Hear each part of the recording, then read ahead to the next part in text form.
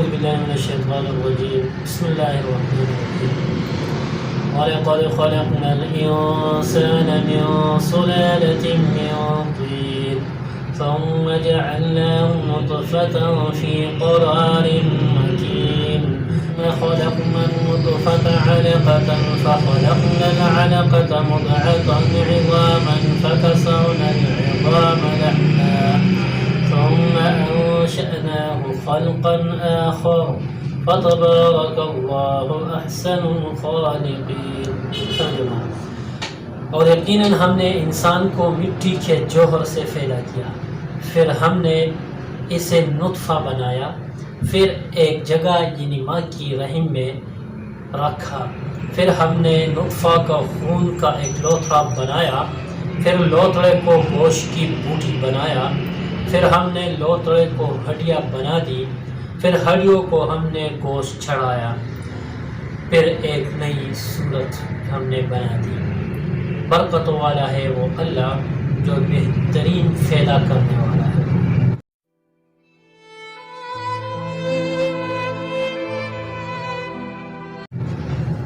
السلام علیکم ورحمۃ اللہ. میں حکیم رب نواز، آپ دیکھ رہے ہیں دیسی نسخے. آج ہم بتائیں گے انسان کی پیدائش سائنس اور قرآن کی روح سے. تو آپ نے اگر ہمارے چینل کو سبسکرائب نہیں کیا تو پلیز سبسکرائب کریں اور ویڈیو کو بھی لائک کریں. شکریہ. تو انسان کی پیدائش کے مختلف مراحل ہیں کیونکہ سائنس بھی اس کو تجربات سے ثابت کرتی ہے اور قرآن حکیم میں اس کا ذکر ہے. تو ہم آپ کو بتائیں گے. پہلے جو انسان کی پیدائش ہوتی ہے تو اس کے بارے میں قرآن کریم کی سورۃ طارق کے 5 اور 7 تک آیات ہیں جو اس طرح ہے: فَلْيَنظُرِ الْإِنسَانُ مِمَّ خُلِقَ خُلِقَ مِن مَّاءٍ دَافِقٍ يَخْرُجُ مِن بَيْنِ الصُّلْبِ وَالتَّرَائِبِ. ترجمہ اس کا یہ ہے، پھر انسان یہی دیکھ لے کہ وہ کس چیز سے پیدا کیا گیا ہے. ایک اچھلنے والے فانی سے پیدا کیا جو پیٹھ اور سینے کی ہڈیوں کے درمیان سے نکلتا ہے. جو اچھلنے والا فانی ہے وہ ہے نطفہ، مایا.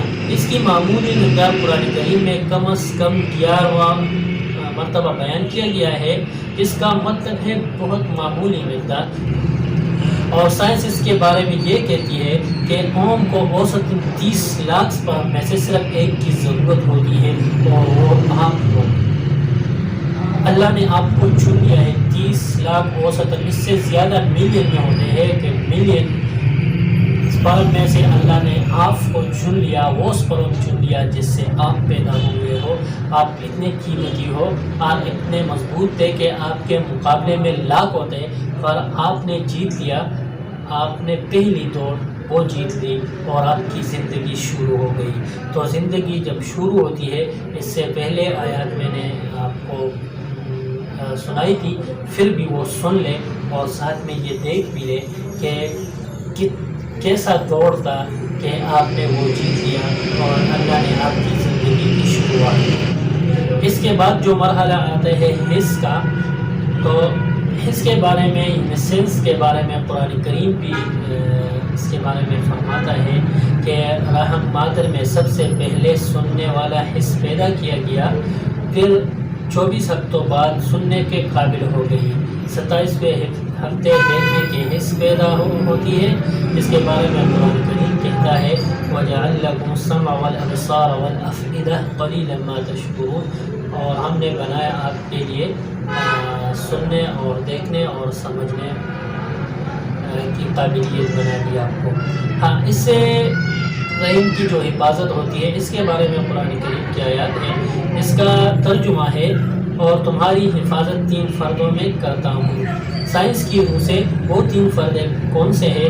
وہ ہے ماں کی شکم کی اگلی دیوار، رحم مادر کی دیوار، اور وہ غلاف جو جنین اور اس کے گرد دفعے کی ہوتی ہے. اس کو بھی قرآن کریم وہ بیان کرتا ہے.